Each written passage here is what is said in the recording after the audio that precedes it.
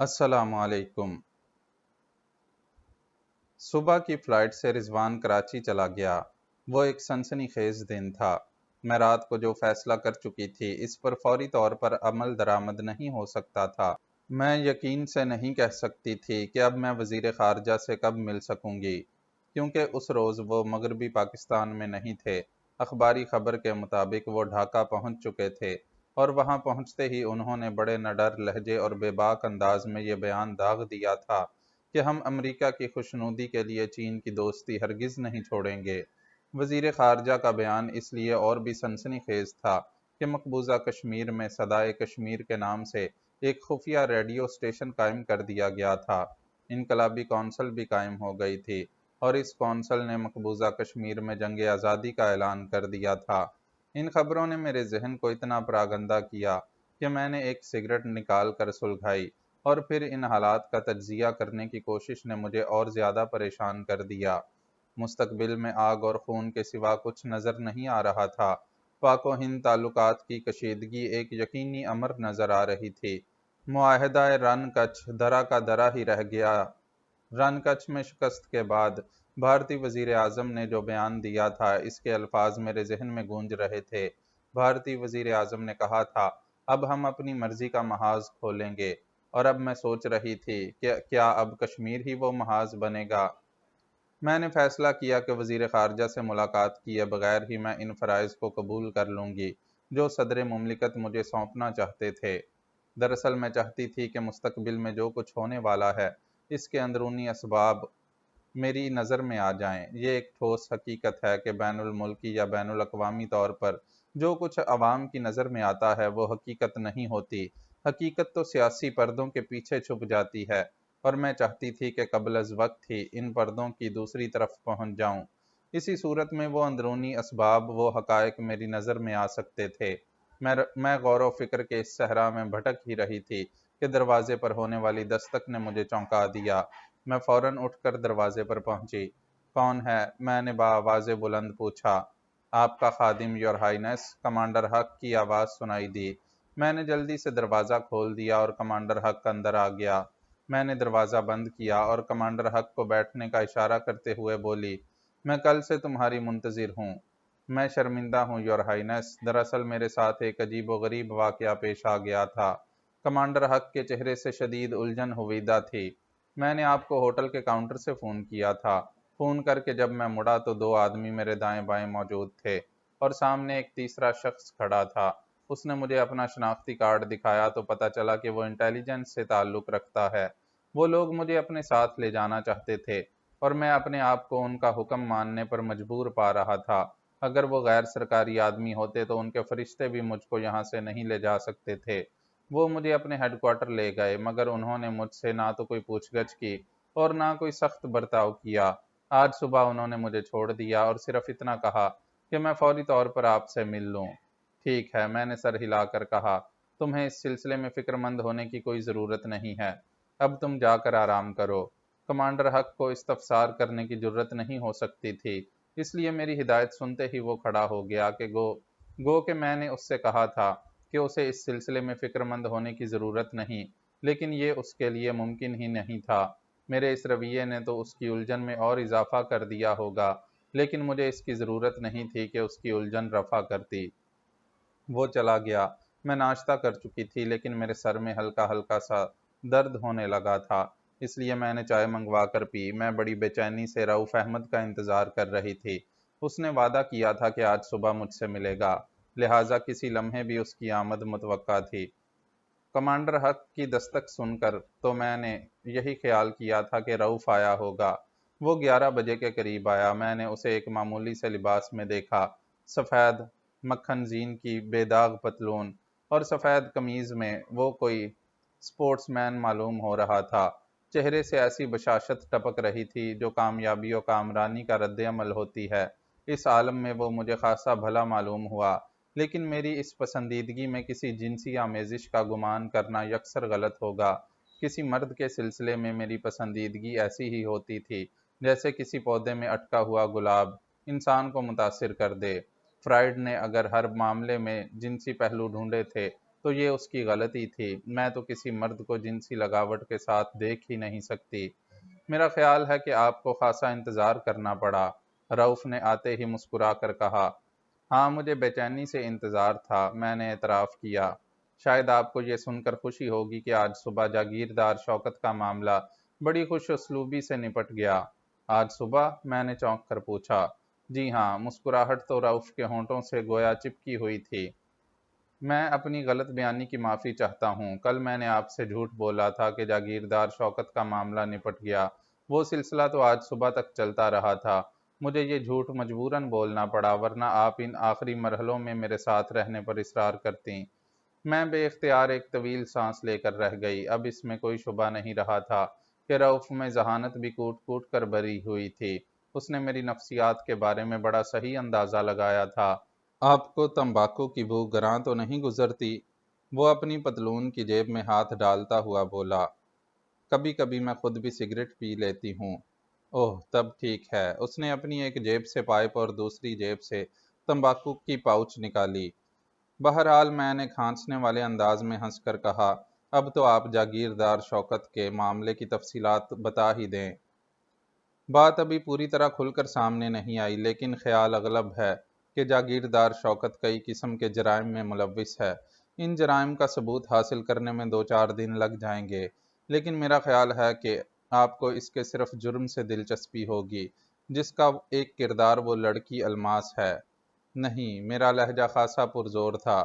میرے دل پر سب سے بڑا داغ تو ریشمہ اور اس کے بھائی کے قتل کا ہے۔ میں جاگیردار شوکت کو پھانسی کے تختے پر لٹکتا ہوا دیکھنا چاہتی ہوں۔ یہ تو مستقبل کے پردے میں چھپا ہوا ہے کہ عدالت اس شخص کے لیے کیا سزا تجویز کرے گی، لیکن یہ خبر آپ کے لیے باعث مسرت ہونا چاہیے کہ ریشمہ کو قتل کرنے والے بھی گرفتار کیے جا چکے ہیں، اور انہوں نے اس بات کا اقرار کر لیا ہے کہ یہ جرم انہوں نے جاگیردار شوکت کے اشارے پر کیا تھا۔ یہ خبر واقعی باعث مسرت ہے۔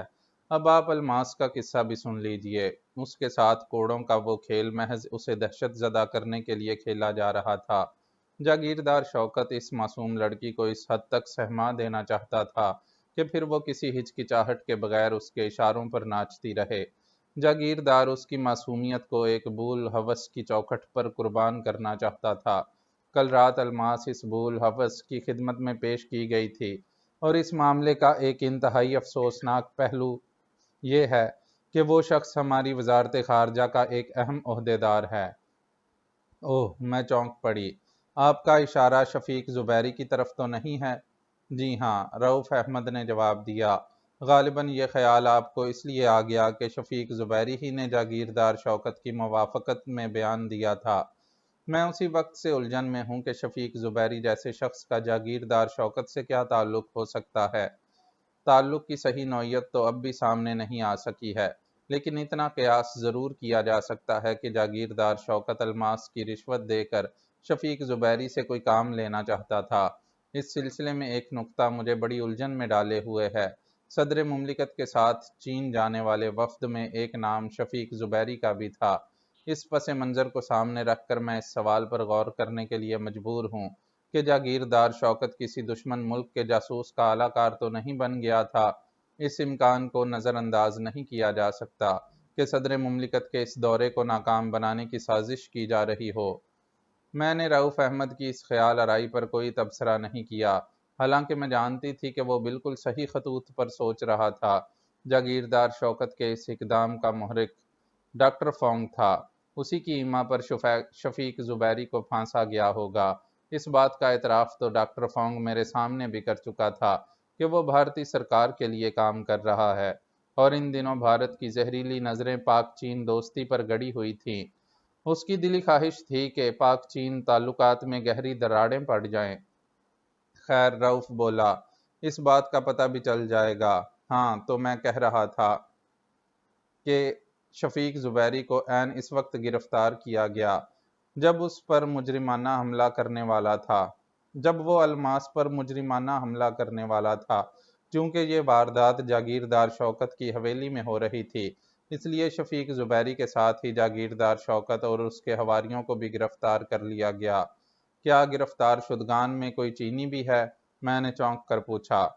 جی نہیں، ویسے مجھے یہ ضرور معلوم ہوا ہے کہ کل شام تک کچھ چینی جاگیردار کے مہمان تھے۔ کل شام کو وہ رخصت ہو گئے تھے۔ مجھے اس بات کا افسوس ہوا کہ ڈاکٹر فونگ وہاں سے نکلنے میں کامیاب ہو گیا۔ وہ بلا کا عیار تھا۔ چونکہ پولیس جاگیردار شوکت کی طرف متوجہ ہو چکی تھی، اس لیے ڈاکٹر فونگ نے یہی مناسب سمجھا ہوگا کہ اس موقع پر جاگیردار شوکت کی حویلی سے دور رہے۔ اس کی یہی احتیاط اس کے کام آ گئی تھی۔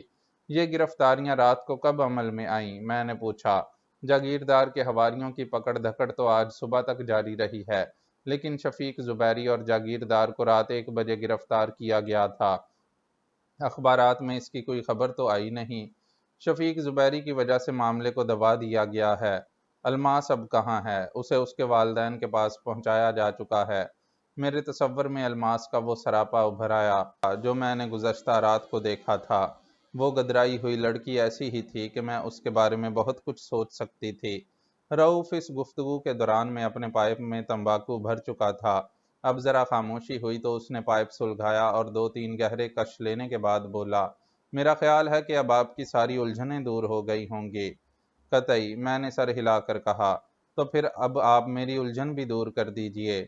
اب آپ کو بھی کوئی الجھن ہے؟ جی ہاں، مجھے عزت مآب صدر کو پیغام بھیجنا ہے، اور وہ پیغام میں اسی وقت بھیج سکتا ہوں جب مجھے یہ معلوم ہو جائے کہ آپ نے کیا فیصلہ کیا ہے۔ اوہ اچھا، آپ کا اشارہ اس معاملے کی طرف ہے۔ اچھا تو آپ صدر کو پیغام بھیج دیجئے کہ میں اس کام کے لیے آمادہ ہوں۔ گڈ نیوز، رؤف نے پرمسرت لہجے میں کہا۔ ویسے مجھے آپ کے اسی فیصلے کا یقین تھا۔ یقین تھا؟ جی ہاں، کیوں؟ آپ ایک محب وطن ہونے کے ساتھ ساتھ مہم جو فطرت کی مالک ہیں، رؤف نے کہا۔ میں سوچ میں پڑ گئی۔ آخر رؤف نے میرے بارے میں کس حد تک معلومات حاصل کر لی ہوں گی؟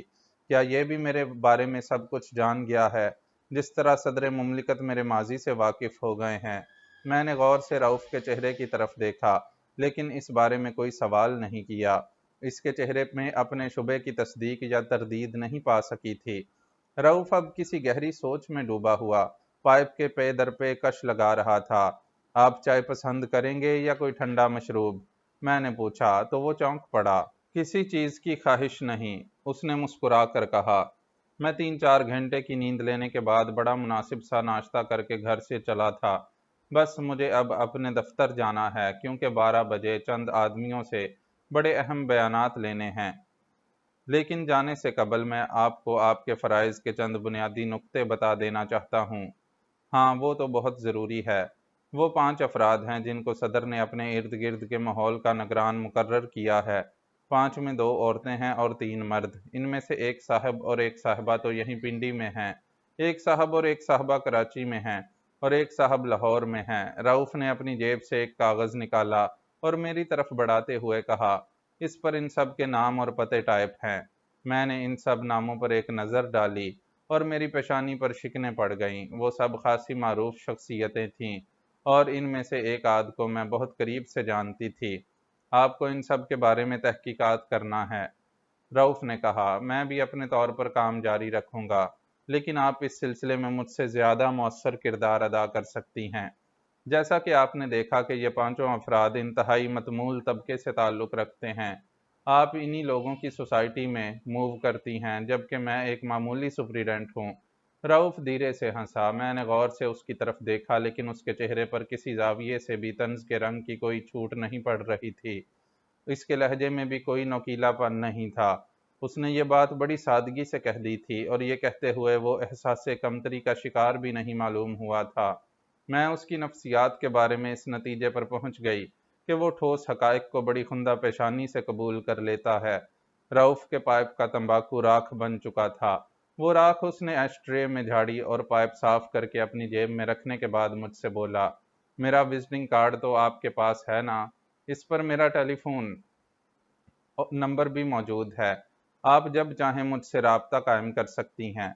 ویسے آج رات کو میں پھر آپ سے مل لوں گا، تاکہ اگر آپ کے لیے صدر محترم کا کوئی پیغام ہو تو آپ کو پہنچا دوں۔ وہ کھڑا ہو گیا۔ میں اسے چھوڑنے کے لیے دروازے کی طرف گئی، اور جب وہ رخصت ہو گیا تو مجھے ایک بات کا خیال آیا جو میں کل بھی اس سے پوچھنا بھول گئی تھی۔ مجھے نادرہ کے بارے میں معلوم کرنا تھا۔ کل جب وہ مجھ سے ملنے آئی تھی تو میں نے اس کی کالج فائل پر ایک پیغام لکھ دیا تھا۔ اس کا کوئی رد عمل نہ ہونا اس بات کی دلیل تھا کہ رؤف احمد نے اس معاملے کو بھی سنبھال لیا ہوگا، لیکن میں یہ جاننا چاہتی تھی کہ اس نے اس سلسلے میں کیا کیا تھا۔ میں نے سوچا کیوں نہ اسی بہانے نادرہ سے ملاؤں، معلوم بھی ہو جائے گا اور ملاقات بھی ہو جائے گی۔ مجھے یقین تھا کہ اس نے کچھ یادگار لمحوں کو فراموش نہیں کیا ہوگا۔ کل تو وہ بصد خوشی میرے خوشائے چینی کو قبول کر لیتی، لیکن رؤف کے آدمیوں کی موجودگی کے باعث اپنے نفس پر قید و بند لگانا پڑی تھی۔ میں نے فون پر ہوٹل کی انتظامیہ سے کہا کہ وہ میرے لیے کار کا بندوبست کر دیں، پھر میں کچھ دیر آرام کرنے کے ارادے سے بستر پر لیٹ گئی۔ 1 گھنٹے تک میں تمام حالات کا جائزہ لیتی رہی اور اس دوران میں کچھ غنودگی کا عالم بھی رہا۔ 1 گھنٹے بعد میں بستر سے اٹھی، روم سروس کو فون پر کھانے کی ہدایات دیں اور باتھ روم میں چلی گئی۔ میری ساڑی کی استری خراب ہو چکی تھی، اس لیے میں نے دوسری ساڑی باندھی۔ منہ ہاتھ دھو کر تیار ہو چکی تھی جب ویٹر کھانا لے آیا۔ کھانا کھا کر میں ہوٹل سے روانہ ہو گئی۔ حسب معمول اس وقت بھی میرا دماغ خیالات سے خالی نہیں تھا، خاص طور سے ڈاکٹر فونگ کی شخصیت بار بار ذہن کے پردے پر ابھر رہی تھی۔ چونکہ وہ ایک بار پھر میری نظروں سے اوجھل ہو چکا تھا، اس لیے مجھے خاصی تشویش تھی۔ پس پردہ رہ کر وہ نہ جانے کیا کچھ کر گزرتا۔ اس کی وجہ سے میں نادرہ کے گھر کی طرف جاتے ہوئے اپنے ارد گرد کے ماحول سے پوری طرح باخبر رہنے کی کوشش کر رہی تھی۔ یہی کوشش میرے حق میں اچھی ثابت ہوئی۔ بہت جلد مجھے محسوس ہو گیا کہ ایک کار میرا تعاقب کر رہی تھی۔ 2-3 سڑکوں پر مڑنے کے بعد اس کی تصدیق بھی ہو گئی۔ تعاقب کرنے والی کار اتنے فاصلے پر تھی کہ ڈرائیونگ کرنے والے کا چہرہ دکھائی نہیں دے رہا تھا۔ میں یہ اندازہ لگانے سے قاصر تھی کہ وہ کوئی چینی ہے یا مقامی۔ میں نے 2-1 مرتبہ رفتار کم کر کے درمیانی فاصلے کو گھٹانا چاہا، لیکن تعاقب کرنے والے نے بھی اپنی رفتار کم کر کے ہوشیاری کا ثبوت دیا۔ لعنت ہو تم پر! میں نے دل ہی دل میں تعاقب کرنے والے سے کہہ کر گاڑی کو اس طرف موڑ دیا جدھر نادرہ کا گھر تھا۔ وقتی طور پر میں اپنے تعاقب کو بھول جانا چاہتی تھی، لیکن فطری طور پر یہ ممکن نہیں تھا، لہٰذا میں اسے بس نظر انداز ہی کر سکی۔ نادرہ کے بنگلے کا پھاٹک مجھے کھلا ہوا نظر آیا تھا، اس لیے میں گاڑی کو پورچ تک لیے چلی گئی۔ گاڑی کی آواز سن کر ایک ملازم باہر نکل آیا تھا۔ میں انجن بند کر کے گاڑی سے اتری اور ملازم سے کہا مجھے نادرہ سے ملنا ہے۔ میں آپ کے بارے میں انہیں کیا بتاؤں؟ ملازم نے بڑے مہذب انداز میں پوچھا۔ میرا نام صبیحہ بانو ہے، آپ تشریف رکھیں، میں انہیں اطلاع دیتا ہوں۔ ملازم نے برآمدے میں پڑی ہوئی ایزی چیئرز کی طرف اشارہ کیا۔ میں ایک کرسی پر بیٹھ گئی، لیکن مجھے 2 منٹ سے زیادہ نہیں بیٹھنا پڑا۔ ایک معمر عورت کو باہر نکلتے دیکھ کر میں کھڑی ہو گئی تھی۔ یہ نادرہ کی ماں تھیں۔ میں جب پہلی مرتبہ یہاں آ کر نادرہ سے ملی تھی تو مجھے ان کی ایک جھلک دیکھنے کا موقع مل گیا تھا۔ آداب! میرا ہاتھ پیشانی پر پہنچ گیا۔ جیتی رہو بیٹی، معمر عورت نے خلیق لہجے میں کہا۔ شاید میں تمہیں پہلے بھی کبھی دیکھ چکی ہوں۔ غالباً خاتون کی یادداشت اچھی، نادرہ کے ساتھ ہی دیکھا ہوگا، میں نے خفیف سی مسکراہٹ کے ساتھ کہا۔ کیا اس وقت نادرہ گھر پر نہیں ہے؟ وہ گھر پر تو ہے، لیکن معمر خاتون نے ہچکچاتے ہوئے کہا۔ کیا تمہیں اس سے کوئی خاص کام ہے؟ ایک معمولی سا کام ہے، میں نے جواب دیتے ہوئے بڑے غور سے معمر خاتون کی طرف دیکھا، کیونکہ ان کے اس سوال کا سبب میری سمجھ میں نہ آ سکا تھا۔ دراصل معمر خاتون نے مغموم لہجے میں کہا، ڈاکٹر کا کہنا ہے کہ نادرہ کو زیادہ سے زیادہ آرام کا موقع دیا جائے۔ اوہ! میں چونک پڑی۔ کیا ہوا نادرہ کو؟ یوں لگتا ہے جیسے کسی کی نظر کھا گئی ہے میری بچی کو، معمر خاتون نے ٹھنڈی سانس لے کر کہا۔ کل کالج سے آتے ہی بستر پر اس طرح گری کہ آج صبح ہوش آیا ہے۔ کمبخت بخار تھا کہ بڑھتا ہی چلا گیا تھا۔ ڈاکٹر پر ڈاکٹر آتے رہے، لیکن بخار کی وجہ کسی کی سمجھ میں نہیں آ سکی۔ آج کل کے ڈاکٹر بھی بس یوں ہی ہوتے ہیں۔ ایک تو کہنے لگا کہ مریضہ کو کسی قسم کا صدمہ پہنچا ہے۔ اب بھلا بتاؤ بیٹی، میری نازوں کی پالی ہوئی کو کیا صدمہ پہنچ سکتا ہے؟ آپ ٹھیک کہہ رہی ہیں، آج کل کے ڈاکٹر ایسی ہی فضول باتیں کرتے رہتے ہیں، میں نے دھیرے سے کہا، لیکن مجھے یقین آ گیا تھا کہ ڈاکٹر نے بالکل صحیح تشخیص کی تھی۔ نادرہ نے میرے سامنے اپنے محبوب کے خلاف غصے کا اظہار تو کیا تھا، لیکن اس کے دل میں غصہ کی شدت وہ نہیں تھی جس کو اس نے زبان آشنا کیا تھا۔ در حقیقت محبوب کی بے وفائی اور بے التفاتی اسے گہرا صدمہ پہنچا گئی تھی۔ جس کا رد عمل بخار کی صورت میں ہوا تھا۔ اس صورتحال کے سامنے آنے سے مجھے یہ اندازہ ہو گیا کہ میں نے اس کی کالج فائل پر جو تحریر لکھی تھی وہ اس نے پڑھی ہی نہیں ہوگی۔ گھر آتے ہی تو وہ بیمار ہو گئی تھی۔ اب میرے لیے بہت ضروری ہو گیا تھا کہ اس تحریر کو فائل میں نہ رہنے دوں، ورنہ آئندہ چند روز میں کسی وقت بھی نادرہ کی نظر اس پر پڑ سکتی تھی۔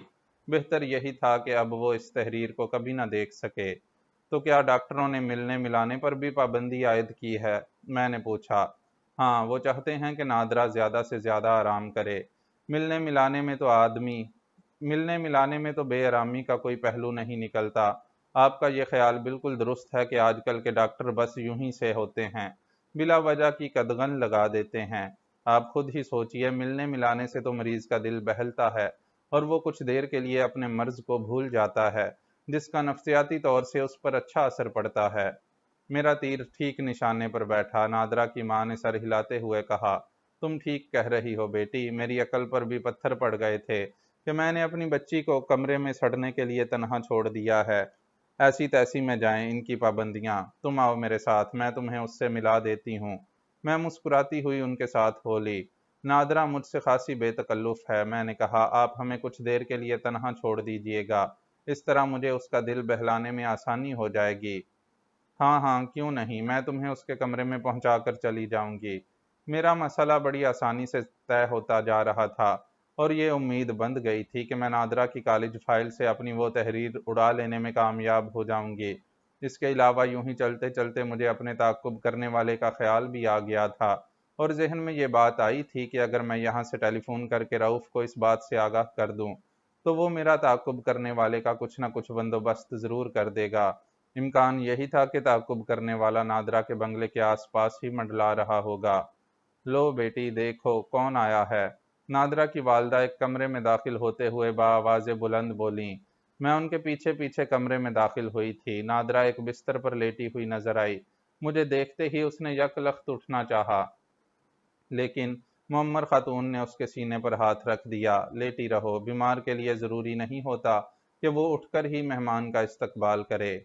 آپ؟ نادرہ میری طرف دیکھتے ہوئے بس اتنا ہی کہہ سکی۔ اس کے چہرے پر چھائی ہوئی نکاہت کا اظہار اس کے کمزور لہجے سے بھی ہو رہا تھا۔ میں مسکراتی ہوئی اس کے قریب پہنچی اور بڑی محبت سے اس کا ہاتھ تھام کر قریب پڑی ہوئی کرسی پر بیٹھ گئی۔ تم ان سے باتیں کرو نا، معمر خاتون نے کہا، میں جا کر ان کے لیے کوئی مشروب بھجواتی ہوں۔ میں نے اس موقع پر اظہار تکلف ضروری نہیں سمجھا اور نادرہ کی طرف دیکھتی ہوئی بولی، یہ تم نے ایک ہی دن میں کیا حالت بنا لی ہے اپنی؟ بس یوں ہی، نادرہ پھیکے سے انداز میں مسکرائی۔ بخار آ گیا تھا؟ یوں ہی تو نہیں آیا ہوگا، غالباً تم اسے فراموش نہیں کر سکیں۔ میں نے اسے کریدتی ہوئی نظروں سے دیکھتے ہوئے کہا۔ نادرہ کا مرجھایا ہوا سا چہرہ کچھ اور پھیکا پڑ گیا۔ اس نے جواب میں کچھ کہنا چاہا لیکن ہونٹ کپ کپا کر رہ گئے۔ اس نے نظریں چرا کر اپنی آنکھوں کی دھندلاہٹ کو میرے لیے راز بنا دینا چاہا تو میں نے اس کی خواہش کی لاج رکھ لی۔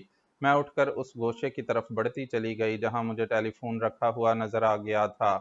میں ذرا ایک ٹیلی فون کر لوں، میں اس طرف بڑھتی ہوئی بولی۔ نادرہ نے کچھ نہیں کہا۔ وہ ان لمحات میں اپنے جذباتی طوفان پر قابو پا لینا چاہتی ہوگی۔ اگر وہ اس وقت بول پڑتی تو اس کی بھررائی ہوئی آواز سے اس کی قلبی واردات کا راز فاش ہو جاتا۔ میری سمجھ میں نہیں آتا کہ یہ لڑکیاں اتنی بے وقوف کیوں ہوتی ہیں۔ اگر کوئی ان سے بے وفائی کرتا ہے تو یہ جواباً خود بھی سنگ دل کیوں نہیں بن جاتی۔ صنف نازک کی یہ کم عقلی آخر کب ختم ہوگی؟ ارتقاء کے اس دور میں کم از کم مجھے تو یہ سب کچھ حد درجہ مضحکہ خیز نظر آتا ہے۔ میں نے ٹیلی فون کا ریسیور اٹھایا اور رؤف کے نمبر ڈائل کرنے لگی تھی۔ وہ نمبر میں نے ذہن نشین کر لیے تھے کیونکہ مجھے یقین تھا کہ وقتاً فوقتاً رابطے کی ضرورت پڑتی ہی رہے گی۔ اس وقت البتہ مجھے یہ خدشہ ضرور تھا کہ شاید رؤف اپنے ٹیلی فون کے قریب نہ ہو۔ وہ مجھ سے یہ کہہ کر گیا تھا نہ کہ اسے چند اہم بیانات لینا ہیں۔ امکان تھا کہ وہ ابھی اسی سلسلے میں مصروف ہوتا۔ دوسری طرف گھنٹی بجتی رہی، ریسیور اٹھایا گیا اور پھر آواز آئی، ہیلو، رؤف سپیکنگ۔ میں نے اطمینان کی سانس لی اور ماؤتھ پیس میں کہا، میں صبیحہ بول رہی ہوں، ذرا ایک پتہ نوٹ کیجئے۔ میں نے اسے نادرہ کا پتہ بتایا اور پھر بولی، میں یہیں سے بول رہی ہوں، ایک شخص ہوٹل سے میرا تعاقب کرتا ہوا یہاں تک آیا ہے۔ اوہ! رؤف کا انداز چونکا ہوا تھا۔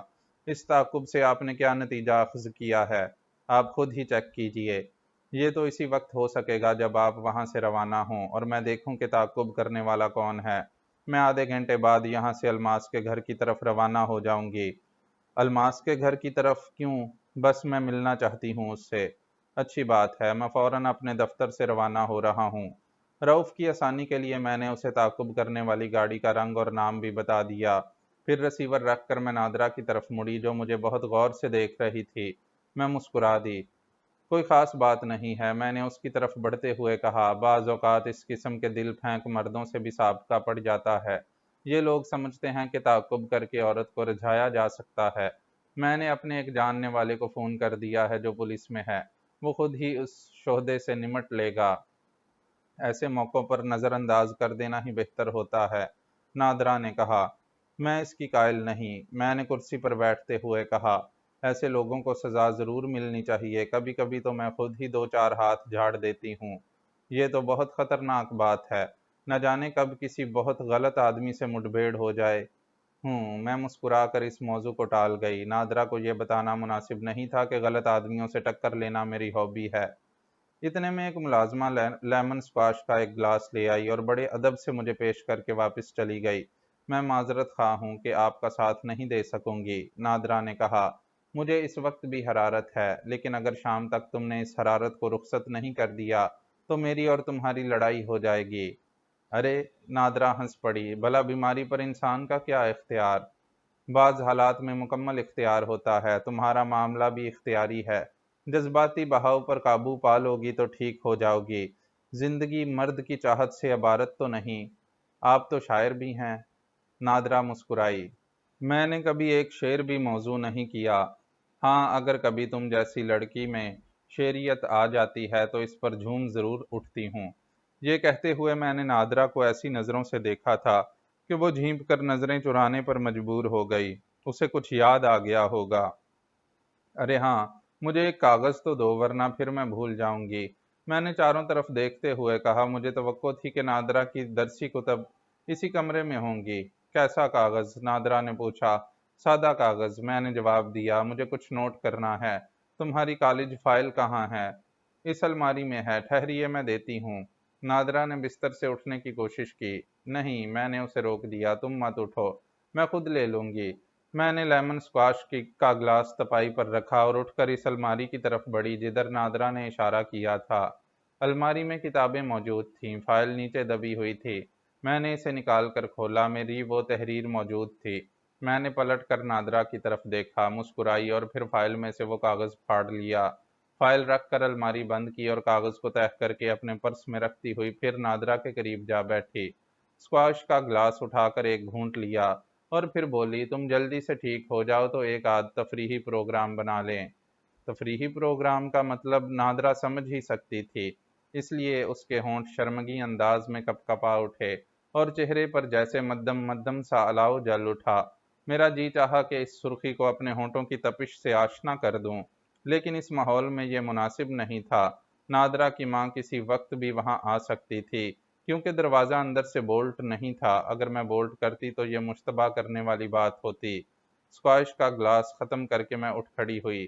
کل میں پھر آؤں گی۔ اگر تم اس وقت تک ٹھیک نہ ہوئی تو پھر میں تمہاری امی سے کہوں گی کہ ہمیں ایک دو گھنٹے کے لیے کمرے میں تنہا چھوڑ دیا جائے۔ کمرے کا دروازہ ہم اندر سے بند کر لیں گے اور میں تمہارا علاج شروع کر دوں گی۔ چلیے میں آپ کو برآمدے تک چھوڑ آؤں، نادرا نے جلدی سے کہا۔ اس سے پہلے کہ میں اسے روکتی وہ پھرتی سے کھڑی ہو گئی۔ اس وقت میں نے بے اختیار ہو کر اسے اپنی آغوش میں کھینچ لیا تو وہ گھبرا کر بولی، ابھی نہیں، یہاں نہیں، میں کل آپ کے ہوٹل آؤں گی۔ پکا وعدہ؟ میں نے سرگوشی کرتے ہوئے کہا۔ میں ضرور آؤں گی۔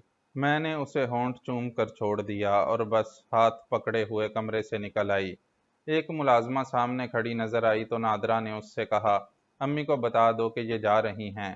ملازمہ جلدی سے ایک طرف دوڑ گئی۔ میں اور نادرا برآمدے میں پہنچ کر رک گئے۔ میں کل بڑی بے چینی سے تمہارا انتظار کروں گی، میں نے مدھم لہجے میں کہا۔ مجھے یقین ہے شام تک میری طبیعت بالکل ٹھیک ہو جائے گی، لیکن کل میں کالج نہیں جاؤں گی، سیدھی آپ کے پاس پہنچوں گی۔ میرے کچھ بولنے سے پہلے ہی نادرا کی والدہ وہاں پہنچ گئیں۔ اور میں نے مسکرا کر ان سے کہا، آپ دیکھ رہی ہیں نا نادرا کو، کیسی بشاشت آ گئی ہے اس کے چہرے پر۔ ڈاکٹروں کے مشوروں پر بس ایک حد تک ہی عمل کرنا چاہیے۔ تنہائی میں ایک جگہ پڑے پڑے تو احساس علالت کے باعث مرض کے رفع ہونے میں دیر لگ جاتی ہے۔ تم ٹھیک کہہ رہی ہو بیٹی، اچھا ہوا کہ تم آ گئیں اور اس کا جی بہل گیا، لیکن تم اتنی جلدی کیوں جا رہی ہو؟ شام کی چائے پی کر چلی جانا۔ اگر مجھے ایک ضروری کام نہ ہوتا تو میں رک جاتی، پھر کبھی فرصت سے آؤں گی تو سارے دن رکوں گی۔ اچھا، خدا حافظ۔ خدا حافظ بیٹی، خدا حافظ، نادرا نے بھی دھیرے سے کہا۔ میں کار میں جا بیٹھی اور انجن سٹارٹ کر کے بایاں ہاتھ الوداعی انداز میں ہلایا۔ وہ ماں بیٹی بھی ہاتھ ہلانے لگیں اور میں کار کو گیئر میں ڈال کر حرکت میں لے آئی۔ سڑک پر پہنچ کر میں نے عقب نما آئینے پر نظر ڈالی۔ مجھے تعاقب کرنے والی کار کی تلاش تھی جو فوری طور پر تو دکھائی نہیں دی، لیکن پھر اچانک جب وہ کسی گلی سے نکل کر میرے پیچھے لگ گئی تو میں نے اسے دیکھ لیا۔ اس مرتبہ درمیانی فاصلہ بھی کم تھا، اس لیے میں اس شخص کا چہرہ دیکھنے میں کامیاب ہو گئی۔ وہ مقامی آدمی ہی تھا اور اس کی عمر 30-35 سال سے زیادہ نہیں معلوم ہو رہی تھی۔ کار میں وہ اکیلا ہی تھا۔ میں نے عقب نما آئینے میں ان گاڑیوں کا جائزہ لیا جو اس کار کے پیچھے آ رہی تھیں، لیکن میں یہ اندازہ نہیں لگا سکی کہ رؤوف ان میں سے کس گاڑی میں ہوگا۔ اندازہ نہ لگا سکنے کے باوجود مجھے اس بات کا یقین ضرور تھا کہ وہ تعاقب میں موجود ہوگا۔ میں نے اپنی گاڑی کو بلا وجہ 2-3 سڑکوں پر موڑا۔ اس طرح میں اپنے تعاقب میں آنے والی گاڑی کی شناخت کے سلسلے میں رؤوف کی مدد کرنا چاہتی تھی۔ میرا ارادہ تو یہی تھا کہ اب سیدھی الماس کے گھر پہنچوں گی، لیکن پھر اچانک میری نظر ایک صاف ستھرے ریسٹورنٹ پر پڑی تو میں نے سوچا کہ چائے پینے کے بہانے یہاں کچھ دیر رکا جا سکتا ہے۔ ممکن ہے یہاں رک کر یہ پتہ چل سکے کہ تعاقب کنندہ کے ارادے کیا ہیں، آخر وہ میرے تعاقب میں کیوں لگا ہوا ہے۔ مقصد محض نگرانی ہے یا کچھ اور؟ میں نے اپنی کار ریسٹورنٹ کے سامنے روک دی جہاں اور بھی کئی گاڑیاں کھڑی ہوئی تھیں۔ انجن بند کرتے ہوئے میری نظر عقب نما آئینے پر رہی تھی اور میں نے تعاقب کرنے والی گاڑی کو کچھ فاصلے پر رکتے دیکھا تھا۔ انجن بند کر کے میں نے گاڑی کے شیشے چڑھائے اور دروازوں کو لاک کر دیا۔ ریسٹورنٹ ایئر کنڈیشن تھا اور روشنیاں زیادہ تیز نہیں تھیں۔ فوری طور پر تو مجھے خاصے اندھیرے کا احساس ہوا، لیکن جب میں آگے بڑھ کر ایک خالی میز پر بیٹھ گئی تو آنکھیں اس اندھیرے کی کچھ عادی ہو چکی تھیں۔ میں نے دیکھا کہ نصف کے قریب میزیں خالی پڑی ہوئی تھیں۔ ایک ویٹر مینیو لیے ہوئے میرے قریب آیا، لیکن میں نے مینیو کی طرف دھیان دیے بغیر کہا، صرف چائے لے آؤ۔ میری نظر دروازے کی طرف لگی ہوئی تھی۔ کوئی 1 منٹ بعد میں نے اس آدمی کو اندر داخل ہوتے دیکھا جو میرے تعاقب میں لگا ہوا تھا۔ اس نے صرف قمیض پتلون پہن رکھی تھی اور اس کا دایاں ہاتھ پتلون کی جیب میں تھا۔ وہ دروازے کے قریب ہی رک کر حال کا جائزہ لینے لگا۔ ایسا معلوم ہوتا تھا جیسے وہ آگے بڑھنے سے قبل اپنی آنکھوں کو اس ملگجے ماحول کا پوری طرح عادی بنا لینا چاہتا ہو۔ میں اب براہ راست اس کی طرف دیکھنے کی بجائے کنکھیوں سے دیکھ رہی تھی اور اتنی دیر میں مجھے وہاں پھیلے ہوئے نیم تاریک ماحول کا کوئی احساس نہیں رہا تھا۔ ہر چیز بالکل صاف نظر آنے لگی تھی۔ میں نے اس نوجوان کے چہرے پر ایک عجیب سی وحشت اور ویرانی برستی محسوس کی۔ یوں لگ رہا تھا جیسے کسی صحرا میں دھول اڑ رہی ہو۔ مایوسیوں اور محرومیوں کے شکستہ آبگینوں کی کرچیں سی اڑتی نظر آ رہی تھیں۔ اپنے ان عجیب احساسات پر مجھے بڑی حیرت سی ہوئی۔ آخر ایسی کیا بات تھی اس نوجوان کے چہرے پر جسے میں نے اتنے مختلف النوع انداز میں محسوس کیا تھا۔ کچھ دیر تک دروازے پر رکے رہنے کے بعد اس نوجوان نے آگے بڑھنا شروع کیا۔ وہ میری طرف نہیں دیکھ رہا تھا، لیکن میں ایسا ہی محسوس کر رہی تھی جیسے اس کی نظروں کی غیر مرئی نوک میرے وجود میں پیوست ہوئی جا رہی ہو۔ مجھے اپنے اوپر غصہ آنے لگا۔ آخر میں اس نوجوان کو اپنے اعصاب پر اتنی شدت سے کیوں محسوس کر رہی ہوں؟ میں نے اپنا سر جھٹک کر ان بے سروپا خیالات سے نجات پانے کی کوشش کی، لیکن اس وقت میرے رگ و ریشے میں اضطراب کی لہریں دوڑنے لگیں جب وہ نوجوان آگے ہی آگے بڑھتا چلا آیا۔ اس نے کئی خالی میزوں کو نظر انداز کر دیا تھا۔ گو کہ اب میری ذات اس کی نگاہوں کا مرکز نہیں تھی، لیکن میں بدستور اس احساس سے دوچار تھی کہ اس کی تمام تر توجہ میری ہی طرف مبذول ہے۔ جب میرا اور اس کا درمیانی فاصلہ برائے نام رہ گیا تو یک لخت میں اپنی کرسی سے کھڑی ہو گئی۔ یہ میری چھٹی حس تھی جس نے کسی انجانے خطرے کی نشاندہی کرنا چاہی تھی۔ گو کہ میں اس خطرے کی نوعیت نہیں سمجھ سکی، مگر چوکنا ہو گئی۔ میرا کھڑا ہو جانا ہی میرے حق میں بہتر ثابت ہوا تھا۔ اگر میں کھڑی نہ ہوئی ہوتی تو شاید آج زندہ نہ ہوتی۔ नौजवान मेरे सर पर पहुंच चुका था। उसका हाथ बरकी सूरत के साथ पतलून की जेब से निकला। खट की आवाज हुई और मेरी आंखों के सामने चमक सी हुई। बटन दबते ही चाकू का लंबा चौड़ा फल अपनी कमीनगाह से निकलकर खून आशाम दरिंदे की तरह तन गया था। वो दरिंदा मुझ पर झपट पड़ा और इस रेस्टोरेंट में बैठे हुए मुतअद्दिद अफराद चीख पड़े। अगर मैं जूडो की माहिर ना होती तो इस हमले से मेरा बचना महाल ही था। मैंने अपनी जगह से बड़ी तेज हरकत की, लेकिन इस हरकत में मेरे इरादे को दखल नहीं था। दरअसल जूडो की तालीम कुछ ऐसी ही अंदाज की होती है कि इसके दाव पेच जबिल्लत में दाखिल हो जाते हैं और खतरा सामने देखकर आदमी बिल्कुल मशीनी अंदाज में मुतहर्रिक हो जाता है। बिल्कुल यही मेरे साथ भी हुआ। मैं उछलकर इसकी जद से इस तरह निकली कि इसके दाएं पहलू में आ गई। वो अपनी झोंक में एक कदम आगे निकल गया। मैंने इस मौका से पूरी तरह फायदा उठाया। मेरी दाएं टांग ने बड़ी तेज हरकत की। इस वक्त स्टंप किक ही मुनासिब रहती है। मैंने हमलावर की दाएं टांग के घुटने की पुश्त को निशाना बनाया था।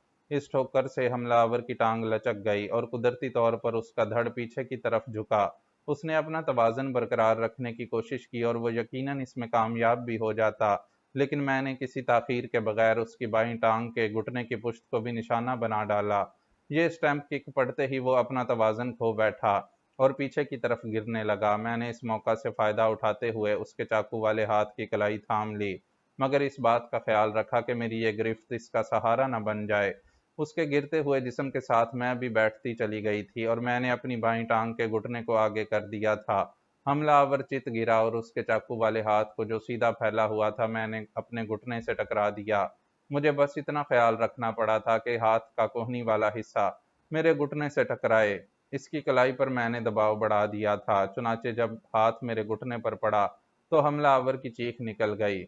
अगर मैं कलाई पर कुछ दबाव बढ़ा देती तो कोहनी से इसका हाथ टूट ही जाता। अब बस इतना हुआ कि अजियत के बायस उसकी मुट्ठी खुल गई और चाकू फर्श पर गिर पड़ा। कुछ बेजिगर अफराद जो हमलावर का चाकू देखकर फौरन मेरी मदद को लपके थे। उनकी हालत अब दीदनी थी। वो कुछ फासले पर रुककर बड़ी हैरत से ये मार कार्रवाई देख रहे थे। उनके लिए ये सब कुछ ऐसा ही था जैसे वो कोई फिल्म देख रहे हों। उन्होंने हकीकी जिंदगी में किसी औरत को इस तरह लड़ते हुए नहीं देखा होगा। जब हमलावर का चाकू फर्श पर गिर गया तो मैं उसे ठोकर मारते मारते इसलिए रुक गई कि अब उसकी जरूरत नहीं रही थी। एक रिवाल्वर हमलावर के सर से आ लगा था और मुझे एक जानी पहचानी आवाज सुनाई दी थी, सीधे खड़े हो जाओ वरना बेदरेग गोली मार दूंगा। रऊफ के लहजे में पहाड़ों पर जमी हुई बर्फ की सी ठंडक थी। हमलावर नौजवान के उठने से पहले ही मैं उसे छोड़कर सीधी खड़ी हो गई। रेस्टोरेंट में बैठे हुए लोग हमारे इर्द गिर्द जमा हो गए थे। बराह करम ज्यादा करीब ना आए। राउफ ने बुलंद आवाज में कहा, मैं एक पुलिस ऑफिसर आपसे ये दरखास्त कर रहा हूँ। पुलिस का नाम सुनते ही लोग मोहतात हो गए। हमलावर नौजवान खड़ा हो चुका था और उसने अपने हाथ ऊपर उठा दिए थे। उसके चेहरे पर बरसती हुई वहशत तो अब खत्म हो गई थी, मगर एक वीरान सा तासुर अब भी कायम था। आप करीबी पुलिस स्टेशन को फोन कर दीजिए, रऊफ ने मेरी तरफ देखते हुए कहा। रेस्टोरेंट में फोन तो जरूर होगा, मैंने फोन कर दिया है पुलिस को। एक उधेड़ उम्र आदमी बोल पड़ा जो कुछ नर्विस नजर आ रहा था। मैं इस रेस्टोरेंट का मैनेजर हूँ। ठीक है, रऊफ ने कहा और फिर लोगों की तरफ देखता हुआ बोला, आप हजरात अपनी अपनी मेज़ों पर तशरीफ ले जाएं, कानून आपके ताउन का मुतमन्नी है। भीड़ छटने लगी और 1 मिनट में वहां सिर्फ मैं और रेस्टोरेंट का मैनेजर खड़े रह गए। लोग अपनी अपनी मेज पर तो चले गए थे, मगर उनकी नजरें हमारी ही तरफ थीं। मुझे तो वो लोग इस तरह देख रहे थे जैसे मैं किसी दूसरी दुनिया की मखलूक हूँ। उनकी इस हैरत का सबब मेरा तरीके जंग था। दरअसल इस किस्म की औरत के वजूद का तसव्वुर सिर्फ यूरोप और अमरीका से ही है। किसी मशरकी औरत से इस तेजी और तरारी की तवक्को नहीं की जाती।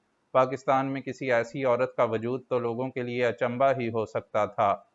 आपने कमाल कर दिया, रऊफ ने तहसीन आमेज नज़रों से मेरी तरफ देखते हुए कहा। वैसे अगर मैं फौरन अंदर आ जाता तो आपको ये जहमत ना होती। मैंने सोचा था कि 2 मिनट रुक कर अंदर दाखिल हूँ ताकि क्या फर्क क्या फर्क पड़ता है, मैंने उसकी बात काटते हुए लापरवाही से कहा। बहुत दिन से मेरी कुछ वर्जिश भी नहीं हुई थी और सुबह के वक्त मैं जो मशकें करती हूँ इसके लिए भी मौका नहीं मिला था। रऊफ की घूरती हुई नजरें अब हमलावर नौजवान पर जम गईं। क्यों भाई, तुम इन खातून को क्यों कत्ल करना चाहते थे? क्या इनसे तुम्हारी कोई दुश्मनी है? میری دشمنی تو صرف تقدیر سے ہے، نوجوان نے ٹھنڈی سانس لے کر کہا۔ فلسفہ، رؤف تمسخرانہ انداز میں بولا۔ نوجوان نے کوئی جواب دینے کی بجائے سختی سے دانت پر دانت جما لیے۔ پولیس کو وہاں پہنچنے میں زیادہ دیر نہیں لگی۔ رؤف نے اے ایس آئی کو اپنا کارڈ دکھانے کے بعد کہا، اس شخص نے ان خاتون پر حملہ کیا تھا۔ میں اتفاقاً یہاں پہنچ گیا اور اسے قابو میں کرنے کے لیے مجھے اپنا ریوالور استعمال کرنا پڑا۔ رؤف کی ان باتوں سے میں سمجھ گئی کہ وہ پولیس کو حقائق سے بے خبر رکھنا چاہتا ہے۔ ظاہر ہے کہ اب مجھے بھی اس روشنی میں بیان دینا پڑتا۔ نوجوان کے ہتھکڑیاں لگا دی گئیں اور وہ چاقو بھی پولیس نے اپنے قبضے میں کر لیا جو فرش پر پڑا ہوا تھا۔ ریسٹورنٹ کے مینیجر اور کاؤنٹر کلرک کو پولیس نے گواہ بنا لیا اور رسمی کارروائیوں کے بعد ریسٹورنٹ سے روانگی ہوئی۔ پولیس اسٹیشن پہنچ کر نوجوان کو حوالات میں بند کر دیا گیا اور پھر میرا بیان قلم بند ہوا۔ میں نے اپنے بیان میں کہا کہ حملہ آور میرے لیے اجنبی ہے اور میں نہیں جانتی کہ اس نے مجھے کیوں قتل کرنا چاہا تھا۔ رؤف کی موجودگی کے باعث پولیس نے مجھے ذرا بھی پریشان نہیں کیا اور مجھے جانے کی اجازت مل گئی۔ متعلقہ پولیس آفیسر نے مجھے اطمینان دلایا اور کہا کہ شام تک وہ اس نوجوان کی زبان کھلوانے میں کامیاب ہو جائے گا۔ روانگی کے لیے اٹھتے ہوئے میں نے رؤف کی طرف دیکھا۔ میں چاہتی تھی کہ وہ بھی میرے ساتھ وہاں سے نکلے تو کچھ گفتگو ہو جائے، لیکن اس کے انداز سے صاف ظاہر ہو گیا تھا کہ وہ وہیں رکنا چاہتا ہے۔ غالباً وہ جاننا چاہتا ہوگا کہ نوجوان سے کیا کچھ معلوم ہو سکتا ہے۔ یہ محسوس کرنے کے بعد میں نے کچھ کہنا مناسب نہیں سمجھا اور پولیس اسٹیشن سے نکل آئی۔ ذہنی طور پر میں اس بات پر پر یقین تھی کہ وہ نوجوان کسی کا اعلیٰ کار بنا ہوا ہے۔ بھلا ایک اجنبی کو مجھ سے کیا دشمنی ہو سکتی تھی؟ ہاں، اگر اس نے مجھے لوٹنے کی کوشش کی ہوتی تو دوسری بات تھی، لیکن ایسا نہیں ہوا تھا۔ برسر عام اس قسم کے حملے کا مقصد صرف قتل ہی ہوتا ہے۔ اب سوال یہ تھا کہ وہ کس کا اعلیٰ کار بنا ہوگا۔ میرے سامنے صرف دو ہی نام تھے، کیپٹن آفاق اور ڈاکٹر فونگ۔ ایک کینہ پرور شخص کی حیثیت سے کیپٹن آفاق اپنی توہین کو بھول نہیں سکتا تھا، لیکن میرے ذہن میں بار بار ڈاکٹر فونگ ہی کی شخصیت ابھر رہی تھی۔ میرے سوچنے کا انداز یہ بھی ہو سکتا تھا کہ وہ نوجوان جاگیردار شوکت کے گروہ سے تعلق رکھتا ہو اور اس نے منتقمانہ طور پر مجھے ختم کرنے کی کوشش کی ہو، لیکن یہ خیال میرے جی کو نہیں لگ رہا تھا۔ اس نوجوان میں کوئی ایسی بات تھی جس کی بنا پر میں اسے پیشہ ور قسم کا جرائم پیشہ سمجھنے پر آمادہ نہیں تھی۔ وہ مجھے ایک ایسا شخص معلوم ہو رہا تھا جو زمانے کے حوادث کی چکی میں پستا رہا ہو اور اپنے انہی مسموم حالات سے تنگ آ کر کسی کا اعلیٰ کار بن گیا ہو۔ میری دشمنی تو صرف تقدیر سے ہے۔ نوجوان کا یہ فکرہ میں بھول نہیں سکتی تھی۔ رؤف نے تو نوجوان کی اس بات کا مذاق اڑایا تھا، لیکن مجھے نوجوان کے لہجے میں بڑی کربناک چیخوں کی گونج محسوس ہوئی تھی۔ وہ فلک کجر فتار کا ستایا ہوا انسان نظر آ رہا تھا اور ایسے لوگ بعض اوقات مجرمانہ ذہنیتوں کا اعلیٰ کار بن جاتے ہیں۔ جرائم کے کانٹوں کی پرورش ناآسودگی کے صحرا ہی میں ہوتی ہے۔ کار چلاتے ہوئے میں ذہنی طور پر ان خیالات سے نبرد آزما تھی کہ ایک چونکا دینے والے نکتے نے میرے ذہن کو جھنجھوڑ کر رکھ دیا۔ کہیں ایسا تو نہیں کہ یہ نوجوان امریکی سی آئی اے کا اعلیٰ کار بنا ہو؟ گو کہ صدر مملکت سے میری گفتگو تنہائی میں ہوئی تھی، لیکن سی آئی اے کے عیار ذہنوں سے یہ بعید نہیں تھا کہ انہوں نے اس ملاقات کا مقصد تاڑ لیا ہو اور وہ ابتدائی مرحلے ہی میں مجھے اپنی راہ سے ہٹا دینا چاہتے ہوں۔ میں سوچنے لگی کہ اگر یہ سی آئی اے ہی کی حرکت تھی تو پھر اس امر میں کوئی شبہ نہیں کیا جا سکتا کہ صدر مملکت مجھ سے جن 5-6 افراد کے بارے میں تحقیقات کرانا چاہتے تھے وہ سی آئی اے ہی کے ایجنٹ ہیں۔ اگر پانچوں نہیں تو ان میں سے ایک آدھ تو ضرور ہے۔ میں رؤف سے ملاقات کرنے کے لیے بے چین ہو گئی، لیکن مجھے اس سلسلے میں تحمل ہی سے کام لینا تھا۔ میں اسے فوری طور پر نہیں مل سکتی تھی اور مجھے اب زیادہ محتاط بھی رہنا تھا۔ میری زندگی بڑے شدید خطرے سے دوچار تھی۔ سی آئی اے سے ٹکرانا کوئی ہنسی کھیل نہیں ہے۔ جو تنظیم حکومتوں کو اکھاڑنے کی خوفناک صلاحیتیں رکھتی ہو، اس کے لیے کسی ایک انسان کو ختم کروا دینا تو گویا ایک کھیل ہے۔ بعض اوقات تو یہ تنظیم اس طرح قتل کروا دیتی ہے کہ دیکھنے والے اس قتل کو حادثہ سمجھنے لگتے ہیں۔ دفعتاً میں چونک پڑی۔ خیالات میں کھوئی ہوئی میں اس علاقے میں پہنچ گئی جہاں کسی جگہ الماس کا گھر تھا، کیونکہ میں اس سے ملنے ہی کے ارادے سے نادرہ کے گھر سے چلی تھی۔ اس لیے غیر شعوری طور پر کار کی سٹیئرنگ انہی راستوں پر گھومتا رہا۔ اب میں نے بریک لگاتے ہوئے گاڑی کو سڑک کے کنارے پر روک دیا اور اپنے پرس سے وہ نوٹ بک نکالنے لگی جس میں الماس کا پتہ درج تھا۔ وہ پتہ الماس ہی نے بتایا تھا، لیکن اس وقت صورتحال ایسی تھی کہ میں جلدی میں اسے ذہن نشین نہیں کر سکی تھی۔ اب میں نے وہ پتہ دیکھ کر اسے اپنے ذہن میں بٹھایا اور پھر نوٹ بک بند کر کے پرس میں ڈال لی۔ الماس کا گھر ڈھونڈنے میں مجھے 10 منٹ لگے۔ کال بیل کے جواب میں جب دروازہ کھلا تو مجھے ایک نوجوان کی شکل نظر آئی جو الماس سے خاصا مشابہ تھا۔ آپ الماس کے بھائی ہیں؟ میں نے چھوٹتے ہی کہا۔ جی ہاں، اس کے منہ سے بھی فوراً نکلا، اور وہ بھی مجھے الجھی ہوئی سی نظروں سے دیکھنے لگا۔ اس کی آنکھوں میں ایک خاص قسم کی چمک بھی پیدا ہو گئی تھی۔ میرے تجربے اور مشاہدے کے مطابق ایسی چمک ان لوگوں کی آنکھوں میں پیدا ہوتی ہے جنہیں عورت کی شدید خواہش رہتی ہو، لیکن کسی وجہ سے عورت کا قرب نصیب نہ ہوتا ہو۔ مجھے الماس سے ملنا تھا، میں نے کہا۔ اس کی طبیعت ٹھیک نہیں ہے۔ آپ کون ہیں؟ یہ سوال کرتے ہوئے اس کی نظروں کو میرے چہرے کی طرف ہونا چاہیے تھا، لیکن میں نے اس کی نگاہوں کو کہیں اور پھسلتے ہوئے دیکھا۔ میرا تعلق انٹیلیجنس سے ہے۔ توقع کے مطابق میرے اس جملے نے اس پر شدید رد عمل کیا اور وہ بوکھلایا ہوا نظر آنے لگا۔ اوہ، اس کے منہ سے نکلا، تشریف لائیے، تشریف لائیے۔ وہ بوکھلاہٹ میں کئی قدم پیچھے ہٹ گیا تھا۔ میں نے اپنی مسکراہٹ کو ہونٹوں پر آنے سے روکا اور کمرے میں داخل ہو گئی۔ کمرہ تو چھوٹا ہی تھا، لیکن اسے سجانے کی کوشش بڑے سلیقے سے کی گئی تھی۔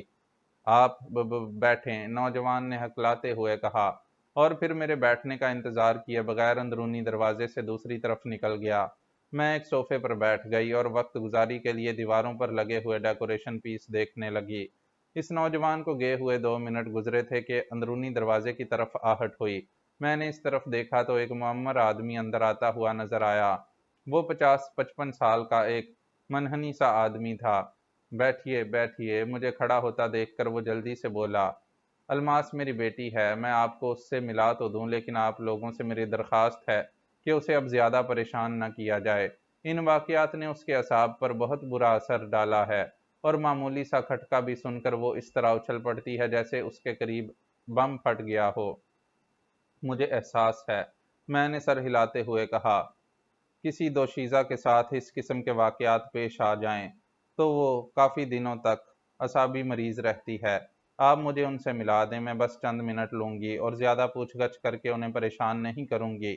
حقیقتاً ان سے میری ملاقات کا سبب صرف یہ جانچنا ہے کہ وہ پوچھ گچھ کے قابل ہیں بھی یا نہیں۔ میں اسے بلا دیتا ہوں، معمر آدمی نے کہا، اور پھر پلٹ کر دروازے کی طرف دیکھتے ہوئے پکارا، آصف! یہ شاید اسی نوجوان کا نام تھا۔ باپ کی پکار پر اس نے فوراً ہی لبیک کہا۔ جاؤ، الماس کو بلا لاؤ، معمر آدمی بولا۔ پھر آصف کے جانے کے بعد اس نے میری طرف دیکھتے ہوئے کہا، میں نے رؤف صاحب سے ایک درخواست کی تھی، اور اب چونکہ آپ بھی اس کیس پر کام کر رہی ہیں، اس لیے میں آپ سے بھی درخواست کروں گا کہ یہ تحقیقات جلد از جلد مکمل کر لیں۔ میں چاہتا ہوں کہ الماس کو چند روز کے لیے کراچی بھیج دوں۔ یہ تبدیلی اس پر کچھ خوشگوار اثرات مرتب کر سکتی ہے۔ رؤف صاحب نے کیا جواب دیا تھا؟ میں نے پوچھا۔ انہوں نے فوری طور پر کوئی جواب دینے سے معذوری ظاہر کی تھی۔ آپ اطمینان رکھیں، میں اس سلسلے میں آپ کی سفارش کروں گی۔ اوہ، بہت بہت شکریہ خاتون۔ معمر آدمی خوش ہو گیا۔ دروازے پر آہٹ ہوئی تو میری نظریں ایک بار پھر اس طرف اٹھیں۔ اس مرتبہ میں نے الماس کو اندر آتے ہوئے دیکھا۔ وہ سفید شلوار، نیلے جمپر اور سفید دوپٹے میں ملبوس تھی، اور بال بکھرے ہوئے سے تھے۔ چہرے کی رنگت اڑی اڑی سی تھی۔ اسے دیکھتے ہی دنوں کی گھڑی کا وہ منظر میری نگاہوں میں گھوم گیا جب الماس کی تپتی ہوئی جوانی کا انگ انگ میرا نظر نواز ہوا تھا۔ اس وقت تو اس کے شباب کی تمام تر رعنائیاں جمپر میں کسی ہوئی تھیں، لیکن میرا تصور مجھے بہت کچھ دکھا سکتا تھا۔ آپ؟ وہ مجھے دیکھ کر چونک پڑی۔ آؤ، بیٹھو، میں نے مسکرا کر کہا۔ آپ دونوں واقف کار ہیں؟ الماس کا باپ حیرت سے بولا۔ جب الماس قید میں تھیں تو سب سے پہلے میں ہی ان سے ملی تھی، میں نے جواب دیا۔ الماس چھوٹے قدم اٹھاتی ہوئی قریب آئی اور باپ کے پہلو میں بیٹھ گئی۔ یہ کب کی بات ہے؟ الماس کے والد نے پوچھا۔ وہ زندان میں الماس کی پہلی رات تھی۔ تو پھر آپ لوگوں نے الماس کو اسی رات کیوں نہ چھڑا لیا؟ مصلحت کے تقاضے ہمارے پیش نظر تھے۔ اس موضوع پر الماس کے والد سے میری گفتگو جاری رہی، لیکن الماس نے اس میں کوئی دلچسپی نہیں لی۔ وہ قطعی غیر متعلق نظر آنے لگی تھی۔ اس کی نگاہیں دیوار پر آویزاں ایک تصویر پر جمی ہوئی تھیں، مگر وہ ذہنی طور پر اس تصویر کے کرب و جوار میں بھی نہیں معلوم ہو رہی تھی۔ ادھر میرا یہ حال تھا کہ میں الماس کے والد سے گفتگو تو کر رہی تھی، لیکن دل ہی دل میں اسے برا بلا بھی کہے جا رہی تھی۔ میری خواہش تھی کہ مجھے اور الماس کو کچھ دیر کے لیے تنہا چھوڑ دیا جاتا، گو کہ وہ تنہائی میری تشنا لبی کا درماں تو نہ بنتی، لیکن میں بے تکلفی کا ماحول تشکیل دینے میں ضرور کامیاب ہو جاتی اور مستقبل کے کسی لمحے میں کہکشاں کے بکھرنے کا سامان ہو جاتا۔ جب الماس کے باپ نے اٹھنے کا نام ہی نہ لیا تو تنگ آ کر میں خود ہی اٹھ گئی۔ اچھا الماس، میں پھر کسی وقت آؤں گی تم سے ملنے۔ میں نے بڑی محبت سے الماس کے گال پر تھپکی دی۔ الماس نے کوئی جواب نہ دیا اور اس کا باپ مجھے چھوڑنے کے لیے دروازے تک آیا۔ آپ نے کوئی بات نہیں کی الماس سے؟ وہ دھیمی آواز میں بولا۔ آپ ٹھیک کہہ رہے تھے، اس کی حالت ایسی نہیں ہے کہ اس سے پوچھ گچھ کی جا سکے۔ جی ہاں، اسی لیے میں چاہتا ہوں کہ وہ کچھ دن کے لیے کراچی چلی جائے۔ وہاں اس کے ماموں رہتے ہیں، ماموزاد بہنوں کے ساتھ اس کی طبیعت بہل جائے گی۔ میں رؤوف صاحب سے کہوں گی کہ وہ الماس کو کراچی جانے کی اجازت دے دیں۔ الماس کے والد نے اس سلسلے میں میرا پیشگی شکریہ ادا کیا۔ جب میں وہاں سے روانہ ہوئی تو میری طبیعت کچھ بوجھل بوجھل سی تھی۔ میرے اس اضمحلال کے بنیادی سبب کے علاوہ ایک سبب یہ بھی تھا کہ مجھے کراچی سے جدا ہوئے خاصے دن گزر چکے تھے۔ کراچی میری جان ہے، وہ چٹختی کلیوں کا گلستان ہے، جہاں ایک قدم پر سائیکی تو دوسرے قدم پر افروڈیٹ سے مڈبھیڑ ہو جاتی ہے۔ شام کو الفی پر نکل جائیے تو یوں لگتا ہے جیسے دھنک پر قدم رکھ دیا ہو۔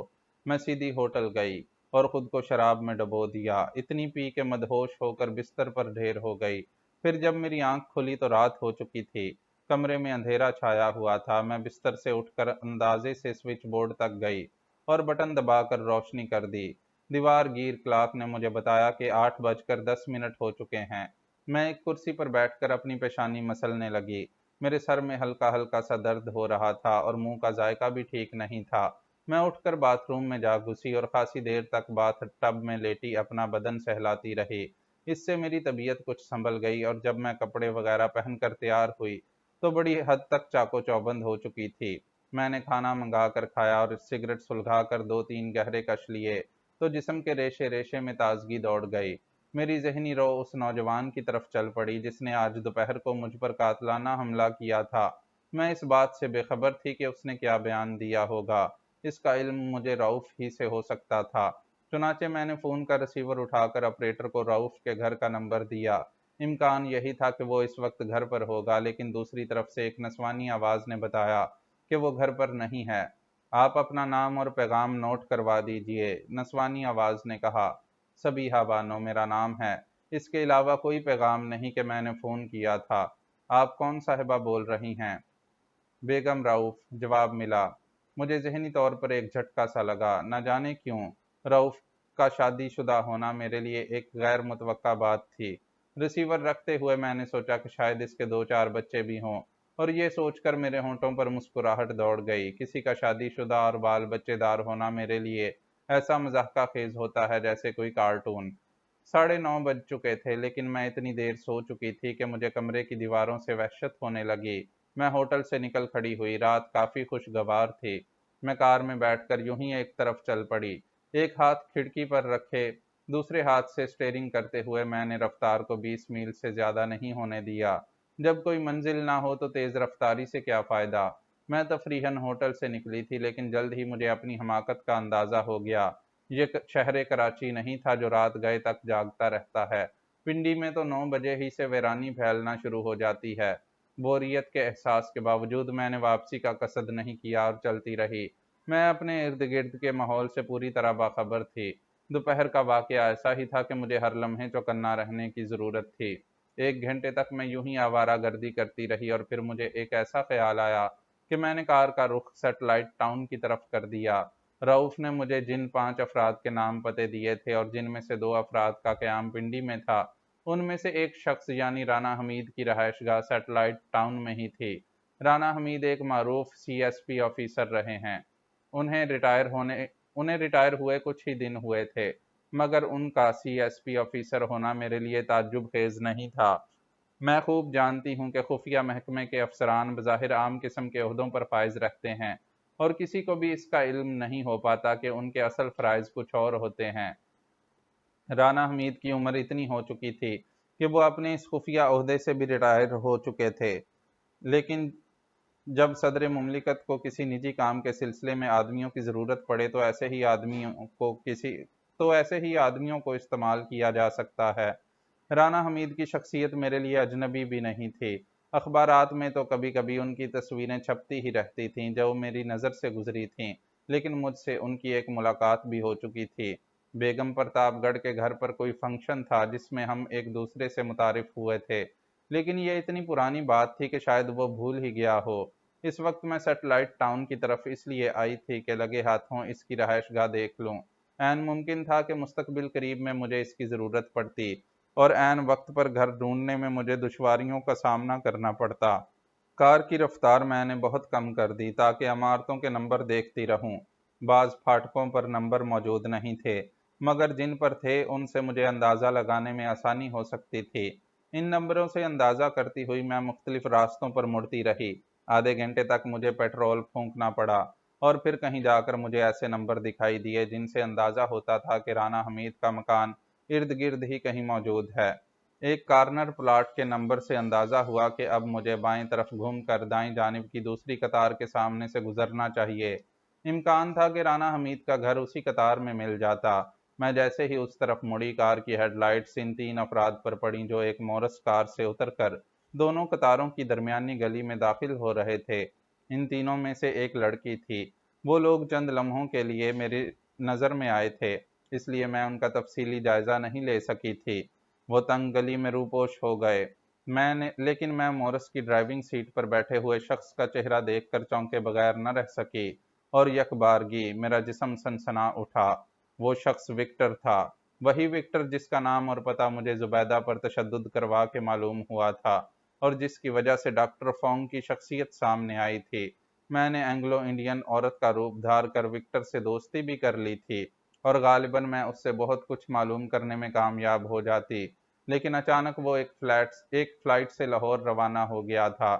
میں نے کمانڈر حق کے ایک آدمی کو اس کے پیچھے روانہ کیا تھا، لیکن لاہور پہنچ کر نگرانی کرنے والے کو چوٹ ہو گئی۔ وکٹر اسے ڈاج دے کر نکل گیا تھا اور پھر مجھے یہ بات نہیں معلوم ہو سکی تھی کہ وہ کہاں ہے۔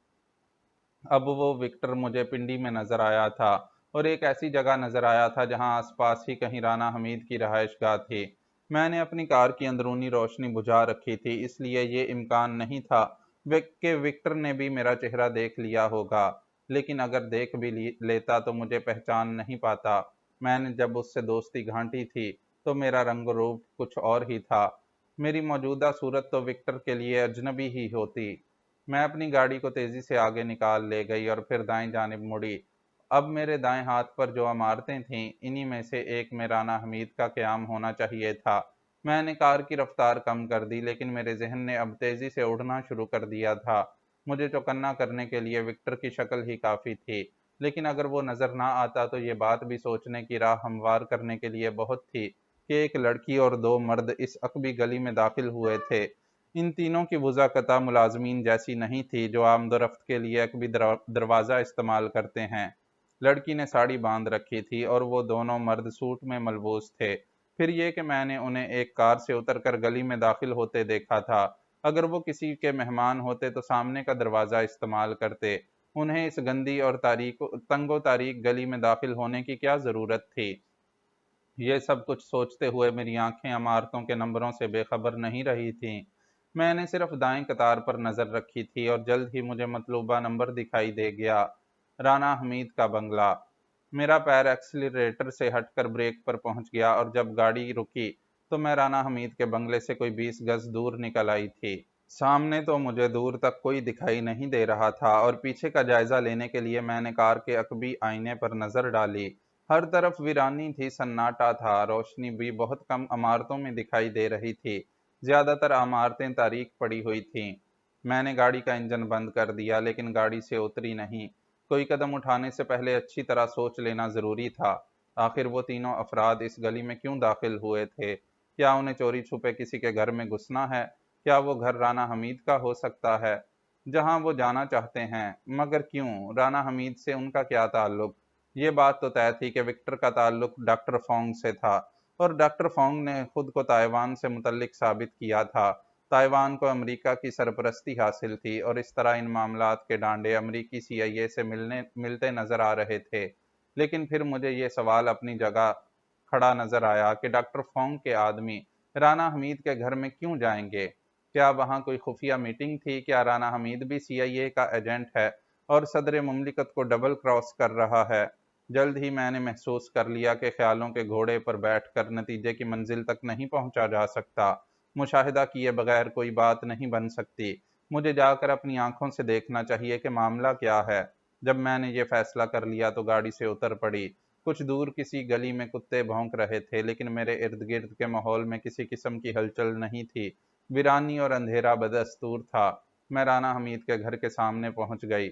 بنگلے کا احاطہ بہت چھوٹا سا تھا، لیکن پھاٹک خاصا بلند تھا۔ مجھے اس پر چڑھ کر دوسری طرف اترنا پڑتا۔ ساڑی کی وجہ سے دشواری ہو سکتی تھی، مگر چونکہ یہاں کوئی دیکھنے والا نہیں تھا، اس لیے میں نے پیٹی کوٹ اور ساڑی گھٹنوں سے اوپر کر لی۔ دوسری طرف اتر کر میں کچھ دیر تک آہٹ لیتی رہی، لیکن جب حشرات الارض کی سیٹیوں کے سوا کچھ سنائی نہیں دیا تو میں آگے بڑھی۔ مکان کے اندرونی حصے میں پہنچنے کا مسئلہ خاصا ٹیڑھا تھا۔ کھڑکیاں تو موجود تھیں، مگر ان میں گرل لگی ہوئی تھی، اور یہ امکان تو تھا ہی نہیں کہ کوئی دروازہ کھلا ہوا ملتا۔ برآمدے میں ستون تھے اور ان پر بیلیں چڑھی ہوئی تھیں۔ ان میں سے ایک بیل کی مضبوطی کا اندازہ لگا کر میں اس کے سہارے اوپر چڑھتی چلی گئی۔ بس یہی ایک امکان تھا کہ چھت سے کوئی راستہ مل جاتا۔ چھت پر خاصی کشادہ ٹیرس بنی ہوئی تھی، اور ٹیرس کا فرش برآمدے کی چھت سے صرف 4 فٹ اوپر تھا، اس لیے مجھے کوئی دشواری نہیں ہوئی۔ ٹیرس سے ہٹ کر صرف ایک کمرہ بنا ہوا تھا، جس کی حالت کچھ بہتر نہیں تھی۔ ممکن ہے کہ وہ کسی ملازم کے استعمال میں رہتا ہو۔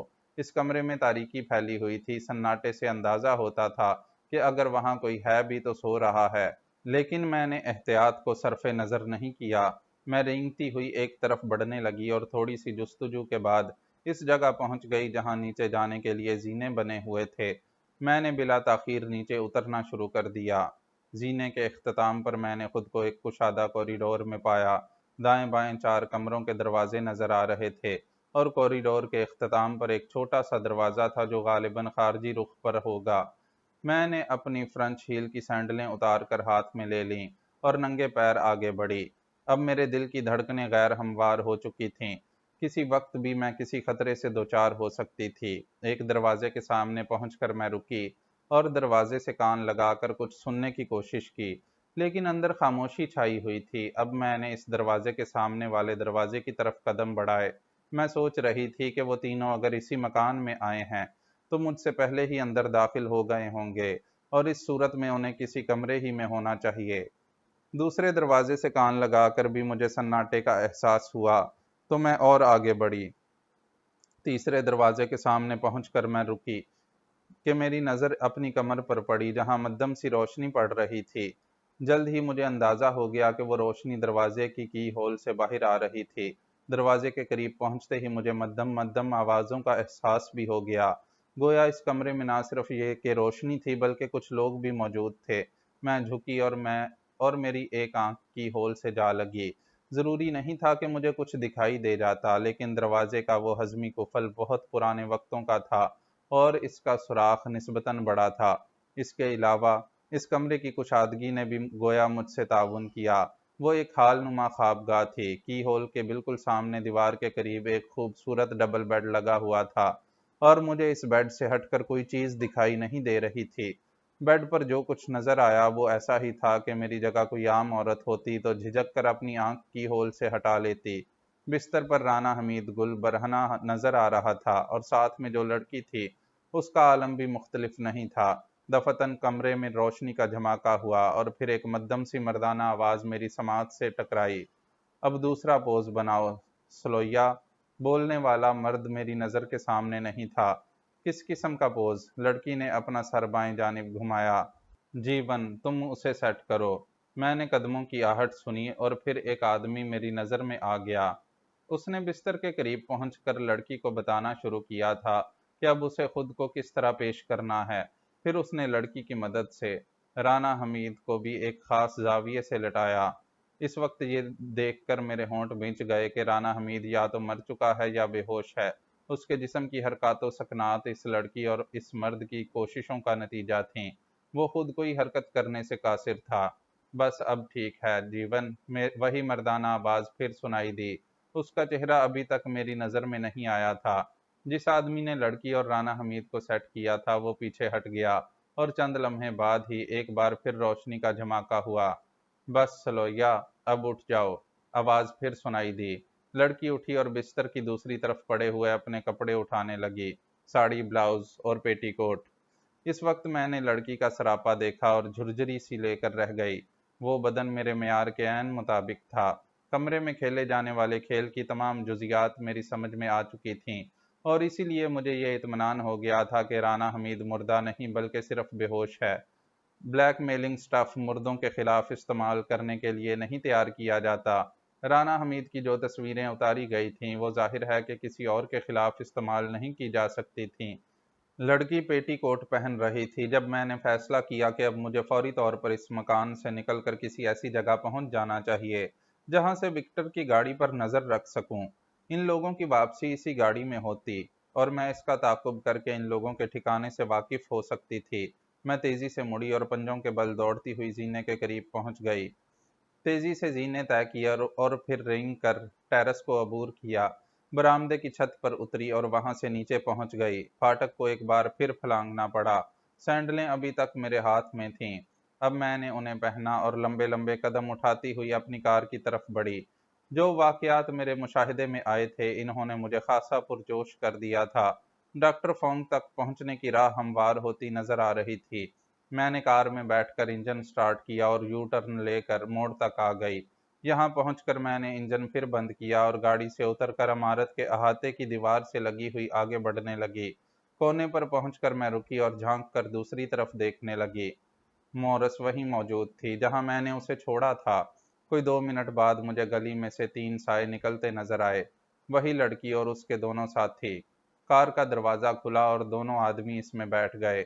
میری توقع کے مطابق ان آدمیوں کے بعد اس لڑکی کو بھی بیٹھ جانا چاہیے تھا، لیکن کار کا دروازہ بند ہو گیا۔ اس کی عقبی سرخ بتیاں جل اٹھیں اور پھر وہ حرکت میں آ گئی۔ لڑکی پیدل ہی اس طرف چل پڑی جدھر کار جا رہی تھی۔ میں الجھن میں پڑ گئی، آخر اس کا کیا مطلب ہوا؟ فوری طور پر بس یہی ایک بات ذہن میں آتی تھی کہ لڑکی کا گھر کہیں قریب ہی ہوگا۔ اب مجھے یہ فیصلہ کرنا تھا کہ کار کا تعاقب کروں یا لڑکی کا۔ مجھے زیادہ بہتر یہ معلوم ہوا کہ لڑکی کا تعاقب کروں۔ کار کا پیچھا کرنے میں یہ قباحت تھی کہ اگر ان لوگوں کو تعاقب کا شبہ بھی ہو گیا تو بھڑک جائیں گے۔ میں اس مرتبہ انہیں بھڑکنے کا موقع نہیں دینا چاہتی تھی۔ مجھے کوئی ایسا طریقہ کار سوچنا تھا کہ انہیں بے خبری میں چھاپ لوں۔ کار کا تعاقب کرنا اس لیے بھی زیادہ ضروری نہیں تھا کہ میں بعد میں بھی اس کا پتہ چلا سکتی تھی۔ میں نے اس کا نمبر ذہن نشین کر لیا تھا۔ سوچ بچار میں کار کے تعاقب کا موقع بھی ہاتھ سے نکل گیا۔ وہ اتنی دور جا چکی تھی کہ اب مجھے اس کی عقبی سرخ روشنیاں بھی نظر نہیں آ رہی تھیں۔ وہ لڑکی مجھے اب بھی جاتی ہوئی دکھائی دے رہی تھی۔ میں تیزی سے اپنی کار کی طرف لپکی اور اس میں بیٹھ کر انجن سٹارٹ کر دیا۔ گاڑی کو حرکت میں لائی اور اسے بائیں جانب موڑا، یعنی اسی طرف جدھر وہ لڑکی جا رہی تھی۔ رانا حمید کی خوابگاہ میں وکٹر کے کسی آدمی نے اسے سلویا کے نام سے مخاطب کیا تھا اور اس سے یہ بات ثابت ہوئی تھی کہ وہ اینگلو انڈین ہے۔ کار کچھ ہی آگے بڑھی تھی کہ سلویا ہیڈ لائٹس کی زد میں آ گئی۔ اس نے مڑ کر دیکھا اور تیز روشنی میں اس کی آنکھیں چندے آ گئیں۔ وہ جلدی سے سڑک کے بالکل کنارے ہو گئی۔ انداز ایسا تھا جیسے کار کو نکلنے کے لیے پورا راستہ دے دینا چاہتی ہو، لیکن میں نے نکل جانے کے بجائے بریک لگائے اور کار کو اس کے بالکل برابر میں لے جا کر روک دیا۔ اتنی رات کو پیدل کہاں جا رہی ہو بیبی؟ کیا میں تم کو تمہارے گھر تک چھوڑ دوں؟ میں نے گویا اظہار اخلاق پوچھا۔